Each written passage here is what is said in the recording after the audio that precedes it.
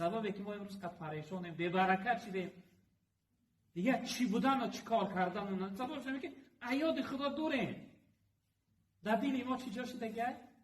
دنیا، زن فرزند، پول و مال، کار، شما کار خواه میبینی.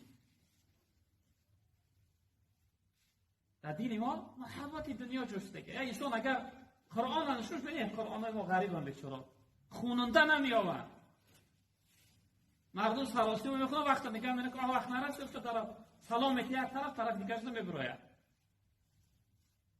قرآن هم میبینه پرا ندارم و یک 5000 نشون دیلش گم میزنه.